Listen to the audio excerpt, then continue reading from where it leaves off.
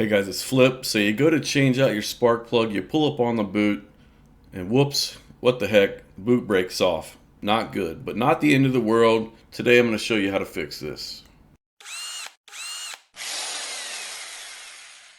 So here's your boot and here's your spark plug wire. And as you can see, we don't have a lot of extra wire to work with. So we're going to take the cover off so we can get to the excess wire and to get a little bit of room to work. So we're going to start with the air filter cover, then we'll get to the rest of it. This has 2 screws in it, and to take these out you can use the standard scrunch tool that all Stihl equipment comes with, or a long Torx bit. If you do use a drill for this job, just keep your torque setting all the way down so you don't strip out any screws.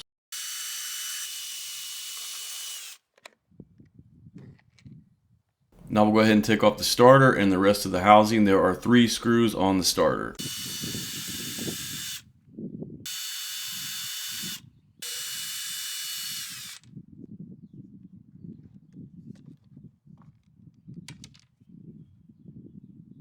If you get your screws mixed up later, just remember these 3 finer thread screws go into metal and hold your starter in place. Then there are 4 screws on the front, 2 on the bottom and 2 on the top.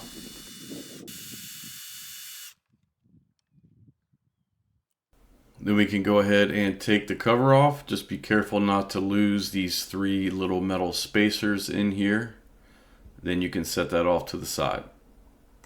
So when the boot rips off the wire, normally what has happened is there is a little metal spring in here that attaches to the top of the spark plug, and that has ripped off the wire. So what we need to do is get this little metal spring out of the boot so we can reattach it to the wire. You can do that with needle nose pliers or just pry it out with a little flathead screwdriver.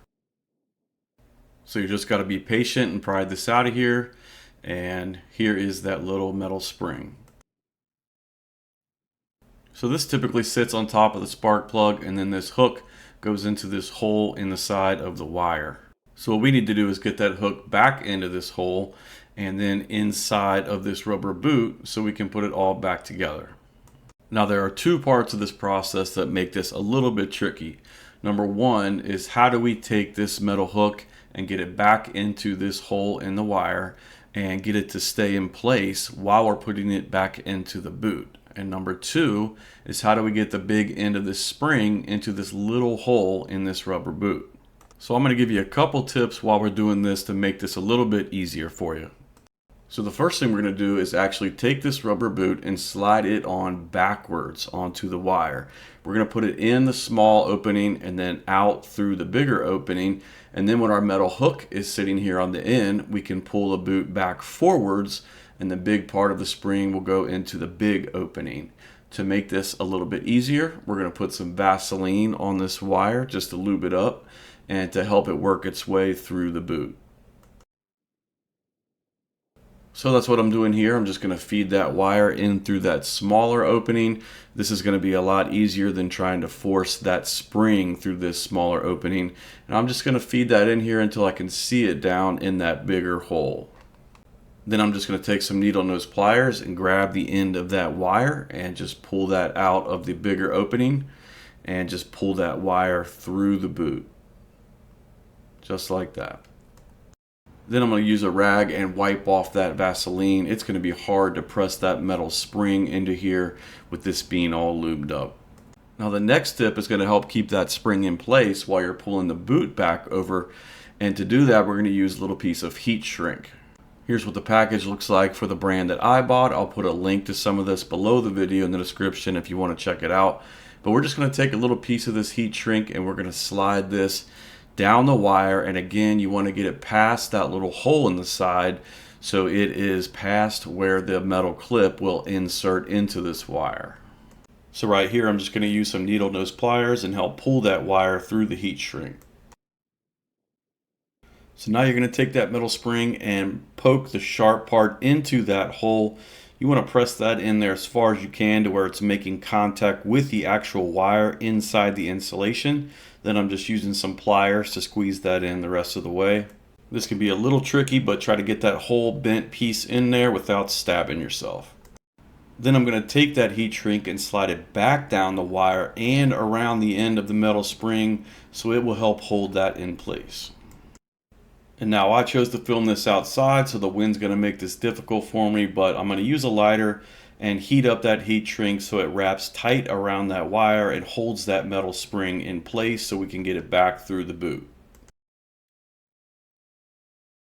And here again, I'm just going to put some Vaseline on the end of that wire and around this spring.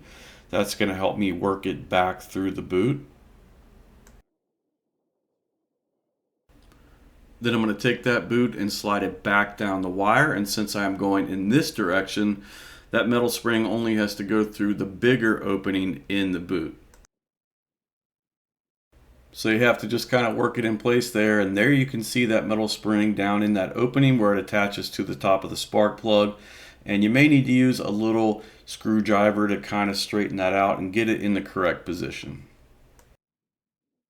Now before we put that spark plug boot back on, I'm going to take a little dielectric grease and we're going to put some of that in the opening of the spark plug boot here, and that's going to make it a lot easier to get this off the spark plug next time, so hopefully we don't have this same issue in the future.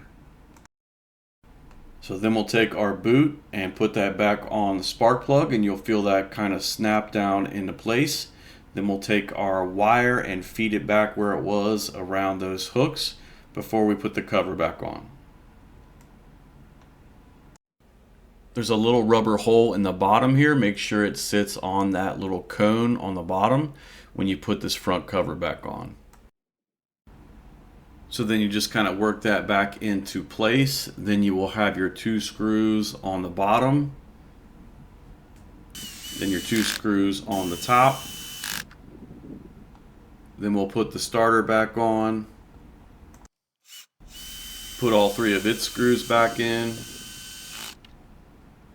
tighten them down, then put the cover back on the air filter, then put its 2 screws in and tighten them down.